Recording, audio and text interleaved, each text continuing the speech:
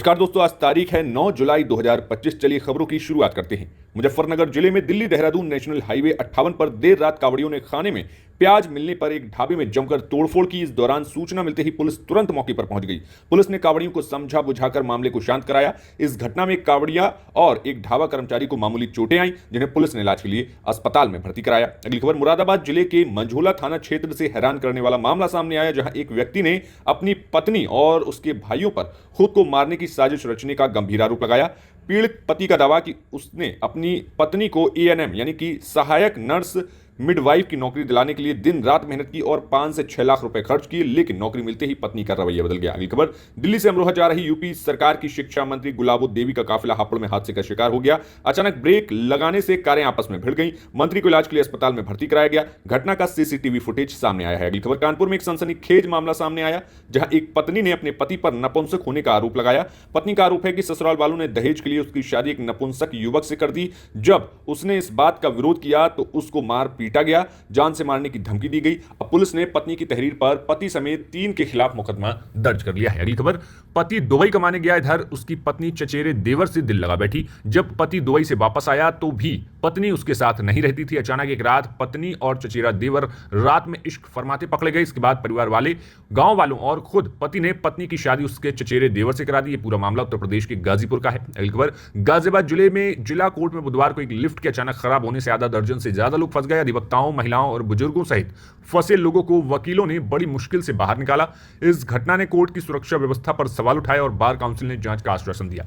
अगली खबर बलरामपुर में छांगुर बाबा के सहयोगी नवीन रोहरा की बिल्डिंग का कुछ हिस्सा भी अवैध बताया गया है, जिसे 3 जेसीबी द्वारा गिरा रही है। इस दौरान वहां पर भारी पुलिस बल तैनात रहा है। अगली खबर गाजियाबाद की इंद्रपुरम पुलिस ने क्रिकेटर यश दयाल के खिलाफ केस दर्ज किया है। पीड़िता की शिकायत पर गंभीर आरोपों की जांच के बाद एफआईआर दर्ज की गई है। पुलिस जांच में मिले दयाल के खिलाफ कुछ पुख्ता तथ्य सामने आए। केस दर्ज करके अब इसमें पुलिस जांच में जुट गई है। अगली खबर लखनऊ विकास प्राधिकरण ने मुख्तार अंसारी और उसके परिवार द्वारा अवैध कब्जा की गई जमीन पर 72 फ्लैट बनाने का काम पूरा कर लिया है। ये फ्लैट डालीबाग की 2327 वर्ग मीटर निष्क्रांत संपत्ति पर तैयार किया गया है। इन फ्लैट्स में कम कमाने वाले यानी कि ईडब्ल्यूएस रहेंगे। ये फ्लैट ईडब्ल्यूएस कोटे के लोगों के लिए बनाए गए हैं। अगली खबर राष्ट्र विरोधी गतिविधियों और अवैध धर्मांतरण के मामले में फंसे जमालुद्दीन उर्फ छांगुर बाबा की गिरफ्तारी के बाद उसके खिलाफ बड़ा एक्शन लेने की मांग तेज हो जा रही है।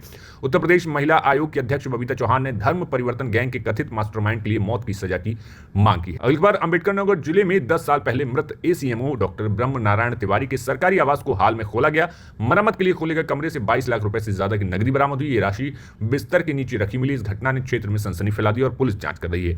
अगली खबर शिजर तैयबा किताब छांगुर बाबा का सबसे खतरनाक हथियार थी। बताया गया कि उसने इसे खुद छपवाया था। धर्म प्रचार के नाम पर इस किताब के जरिए वह मुस्लिम युवकों और हिंदू युवतियों को लव जिहाद के लिए उकसाता था।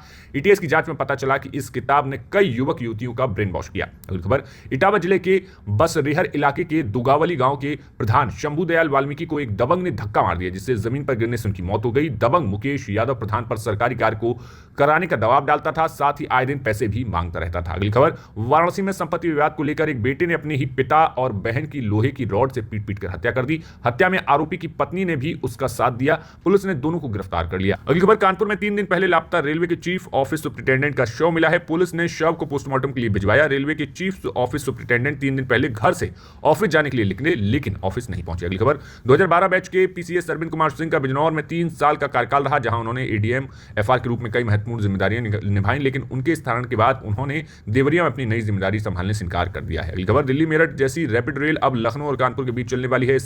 इसके चलने से दोनों शहरों के बीच सफर में लगने वाले समय में बचत होगी। महज 40 मिनट में आम लोग लखनऊ से कानपुर के बीच आ जा सकेंगे। इस सफर के लिए लखनऊ और कानपुर के बीच प्रस्तावित रैपिड रेल परियोजना ने रफ्तार पकड़ ली है। अगली खबर बलरामपुर में छांगुर बाबा के नाम से मशहूर जलालुद्दीन की कोठी पर बुलडोजर चल गया। अवैध रूप से धर्मांतरण करवाने का मास्टरमाइंड मशहूर जलालुद्दीन की कोठी पर बुलडोजर चल गया। अवैध रूप से धर्मांतरण करवाने का मास्टरमाइंड छांगुर की कोठी पर नोटिस चिपकाया गया था। नोटिस में 7 दिन का समय दिया गया था। छांगुर की यह कोठी बलरामपुर के उत्तरौला में थी। इस कोठी पर तहसीलदार ने नोटिस चिपकाया था। अगली खबर उत्तर प्रदेश में अब धीरे धीरे बारिश में कमी देखने को मिल रही है। आज कुछ जगहों पर बारिश हो सकती है। 11 जुलाई से उत्तर प्रदेश में भारी बारिश का सिलसिला नहीं थम रहा है।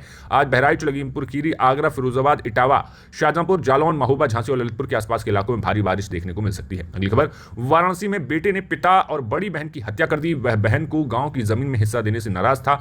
युवक ने पत्नी के साथ मिलकर पिता को लोहे की रॉड से पीट कर मार डाला। गुस्सा शांत नहीं हुआ तो सिर और मुंह को ईंट से काफी देर तक कूंचता रहा। रोकने पहुंची बहन को भाई ने दौड़ा कर सिर पर सिलबट्टा मार दिया, जिससे उसकी मौके पर ही मौत हो गई। बढ़ते हैं राजनीतिक खबरों की तरफ। तो जल शक्ति मंत्री स्वतंत्र देव सिंह ने सपा अध्यक्ष अखिलेश यादव पर निशाना साधा। अखिलेश की ओर से सोमवार को प्रेस कॉन्फ्रेंस में लगाए गए आरोपों के जवाब में उन्होंने कहा कि जनता को गुमराह करने के लिए अखिलेश नए नए बहाने ढूंढ रहे हैं। सपा के कार्यकाल में प्रदेश की नदियों की दुर्दशा किसी से छुपी नहीं थी। हमारी सरकार नदियों को पुनर्जीवित करने का काम कर रही है। अगली खबर, उत्तर प्रदेश कांग्रेस प्रमुख अजय राय ने कहा कि 35 करोड़ पेड़ कहां लग रहे हैं। मुख्यमंत्री योगी आदित्यनाथ इसका भौतिक सत्यापन कराएं। पूरे बनारस में आपने पेड़ काट डाले, भाजपा केवल झूठी मार्केटिंग कर रही है। अगली खबर, गोरखपुर की छात्रा पंखुड़ी त्रिपाठी का सोमवार को 7वीं क्लास में एडमिशन हो गया। उसने सीएम योगी से 1 जुलाई को फीस माफी की मदद मांगी थी, लेकिन बाद में प्रिंसिपल ने फीस माफ करने से इनकार कर दिया था। इस पर सपा ने मदद की पेशकश की थी, लेकिन परिवार ने इसे ठुकरा दिया। पंखुड़ी ने कहा कि सीएम योगी अच्छे हैं। छात्रा के बयान पर सपा मुखिया अखिलेश यादव भावुक हो गए। उन्होंने कहा कि हमने मदद के लिए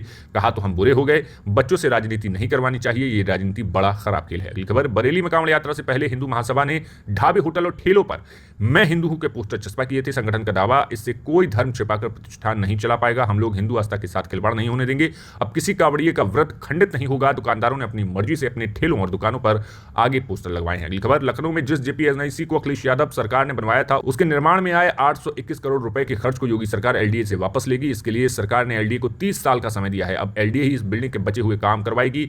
एलडीए की कमेटी इसका संचालन करेगी। साथ ही इसमें चलने वाले क्लब के लिए लोगों की मेंबरशिप बनाई जाएगी। JPNIC multi storey multipurpose building है। इसमें स्पोर्ट्स कॉम्प्लेक्स, ओपन रेस्टोरेंट सहित होटल, म्यूजियम, 2000 लोगों की क्षमता वाला कन्वेंशन हॉल सहित कई सुविधाएं मिलेंगी। टेरेस पर ओपन रेस्टोरेंट है, साथ ही हेलीपैड भी बनाया गया है, जिस पर खास लोग हेलीकॉप्टर से लैंड कर सकेंगे। बढ़ते हैं राष्ट्रीय खबरों की तरफ। तो दिल्ली वालों को फिलहाल के लिए पुरानी गाड़ियों पर प्रतिबंध से राहत मिल गई, लेकिन 1 नवंबर से सख्त नियम लागू होने जा रहे हैं। वायु गुणवत्ता प्रबंधन आयोग ने कहा कि दिल्ली राष्ट्रीय राजधानी क्षेत्र और गुड़गांव, फरीदाबाद, गाजियाबाद, गौतम बुद्ध नगर और सोनीपत के 5 उच्च वाहन घनत्व वाले जिलों में 1 नवंबर 2025 से और एनसीआर के बाकी हिस्सों में 1 अप्रैल 2026 से सभी अंतिम आयु वाहनों को ईंधन भरने से मना कर दिया जाएगा। अगली खबर, भारत के प्रधानमंत्री नरेंद्र मोदी को मंगलवार को ब्राजील के राष्ट्रपति लूला डी सिल्वा ने सर्वोच्च नागरिक सम्मान grand collar of the nation award से सम्मानित किया। यह पुरस्कार पीएम मोदी को भारत ब्राजील के बीच द्विपक्षीय संबंधों को मजबूत करने और ग्लोबल मंचों पर सहयोग बढ़ाने के लिए दिया गया। अगली खबर, प्रधानमंत्री मोदी और ब्राजील के राष्ट्रपति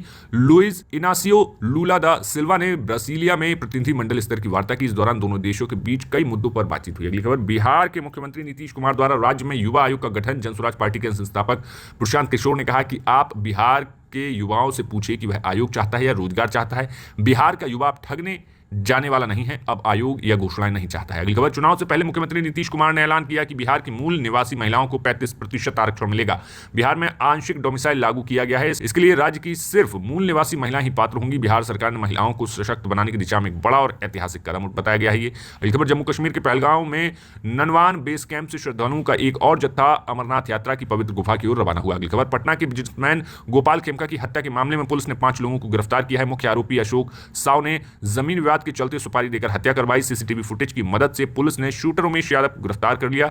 जांच में पता चला कि हत्यारे उमेश यादव ने सुपारी की एडवांस रकम से पहले अपनी बेटी की स्कूल की फीस भरी थी। अगली खबर, अमेरिका के राष्ट्रपति डोनाल्ड ट्रंप ने कहा कि अमेरिका भारत के साथ एक व्यापार समझौते के तहत बेहद करीब है। उन्होंने कहा कि हमने यूनाइटेड किंगडम के साथ समझौता किया है, चीन के साथ भी कर लिया है, अब हम भारत के साथ समझौता के करीब हैं। अगली खबर, पाकिस्तान के लिए जासूसी के आरोप में फंसी ज्योति मल्होत्रा की सोमवार 7 जुलाई को कोर्ट में पेशी हुई। इसके बाद आरोपी की न्यायिक हिरासत को 2 हफ्तों के लिए बढ़ा दिया गया। इस बीच जब वकील मुकेश से बात की गई तो उन्होंने अपने क्लाइंट की बेगुनाही के पक्ष में कई बातें कही। तो फिलहाल ये थी आज की वो तमाम खबरें जो आपके लिए जानना बेहद जरूरी था। कहां से आप ये खबरें देख रहे हैं हमें कमेंट बॉक्स में जरूर बताइए। नमस्कार।